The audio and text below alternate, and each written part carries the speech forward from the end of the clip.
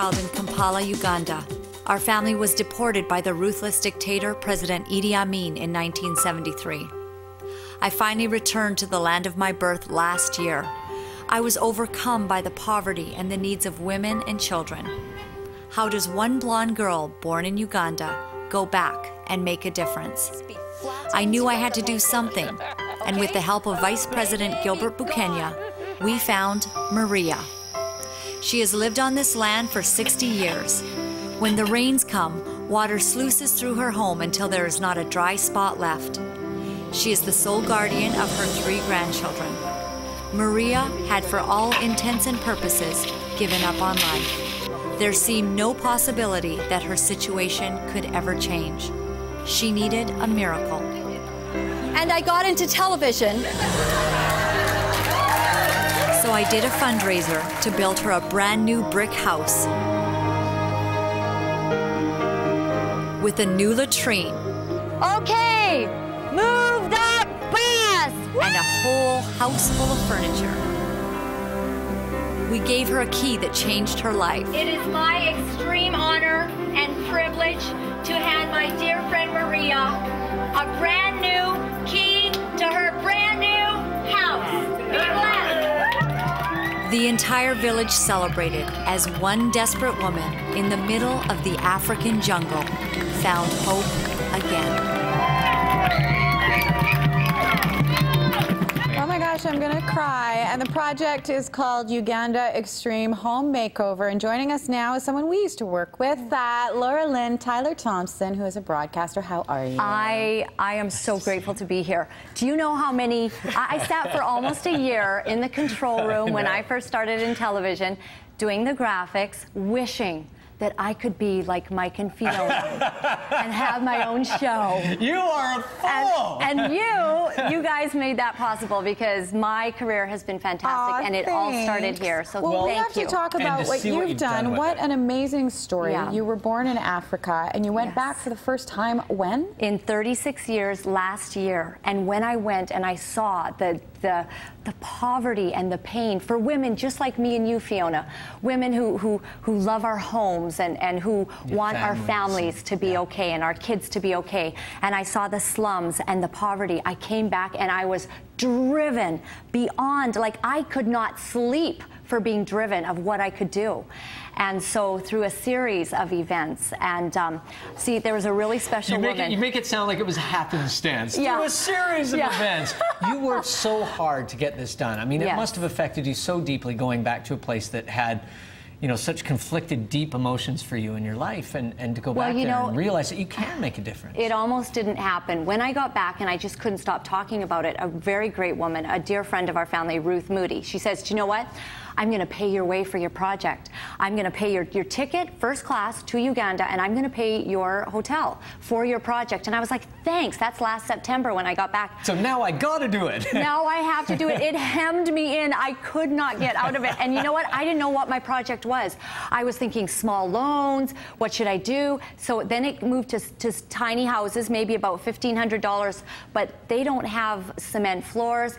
Through a series of events and contacting the Vice President of Uganda, we came up with this plan for a destitute woman who nobody knew what to do with. Now let's look at the pictures, and maybe you can elaborate on the story a little bit. It was the Vice President who found Maria for you. And there he is there. Yes. Who was she? Why did he pick her? What is he holding? He is holding a cattle horn from Uganda, and he's brilliant. This is a man who was born in extreme poverty, so he understands poverty. Right. So he, on his property right here, he takes horns and he trains young people to make jewelry and spoons and plates, gorgeous items. So they can fend for themselves. It's so not they can learn. The North American, oh, I'll fix it, I'll give them something that's some money, some welfare. There is no welfare, so he trains them. And the fascinating thing with, you know, asking for his help when he's choosing someone, because he comes from poverty, and he understands that. He also knows the kind of people that are going to gain the most with that little bit of help. Yes, he does. And he knew of this woman. She was the poorest woman in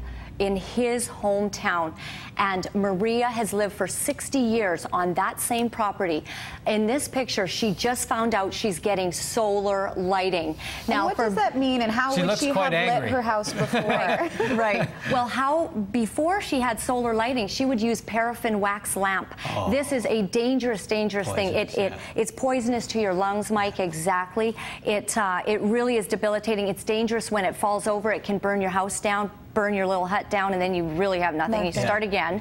And when you get a solar panel put in your roof, it's relatively inexpensive, and you can have light at night. No more paraffin wax. Safe. How much did you learn about the affordability of making this happen for people? Because our idea of a home, we're like, well, you know, 100,000, 200,000, you know, that kind of thing. When I found out that for $6,500, this woman will live the rest of her life in safety. There's in the this house home. in the background, yes, right? with the 3 children that are entrusted to her, that she has basically become the full-time nanny and grandparent of. Not to, you know, in Africa you take in children, you know, if because they need help. Yes, because a lot of the parents have AIDS, they die, they pass away. You end up being an old woman with young children to care for.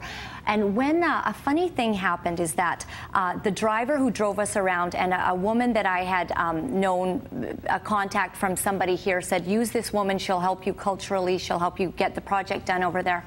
They were concerned that I was being taken because this home cost $6,500. Now, to both of these people who were helping me, this is way too much. This is years and years, because they make less than $1 a day in Uganda. On an average, less than $1. You work 10 hours and you make less than $1.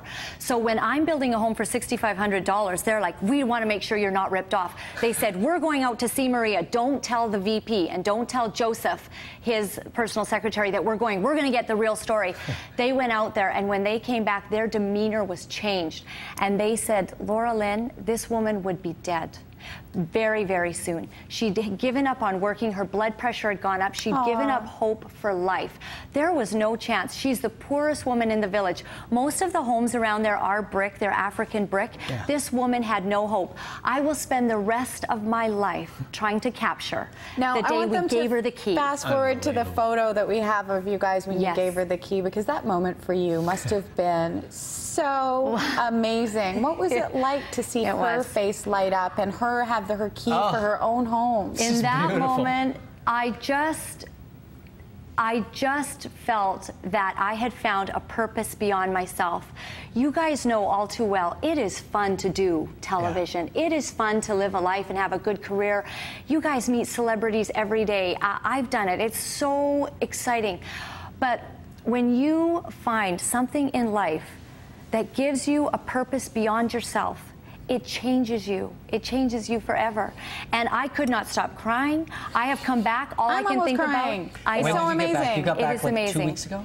I got back 2 weeks ago, and all I can think about now. When are you going back? I've already booked my ticket. And what are you going to do next? I booked my ticket for November, and what I'd love to do now is build a village for some of the people. I have a shot of when I was in the slums. These kids, many of them already have AIDS. Their parents have AIDS. They're dying of AIDS. There they are. This woman beside me, the tallest one, to the right there, she has AIDS, and so she doesn't have forever, but she has children. They live in literally a 4x4 spot in a woodshed in the slums. Well, if you need any help trying to build your village, you know, we're here for you. And there also happens to be a gentleman on our crew who has a little crush on you. Yeah, this is where things get a little creepy, because he said, you're one of our favorite guests. I really like Laura-Lynn. Can you give her this present? There's a little present. We don't know whether this has any significance or meaning. I don't know whether it's like a promise of a date. But anyway. Is it my husband? Yeah. I mean, if you see a guy that looks like Brad Pitt, that's the guy that gave that. Do you know why I have such an amazing husband? Is because he lets me go to Uganda by myself. He stays home and watches the kids while his wife traipses off and builds God only knows where and builds villages. And you know what? So much. He takes care of these 2 kids as well. I know, which and is he really loves nice.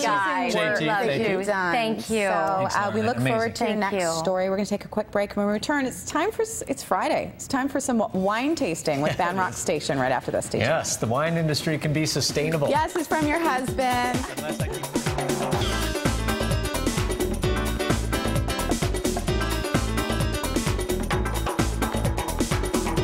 Still to come, Style Guide presents Adhesive, plus musical guest Dark Alley, Bright Lights.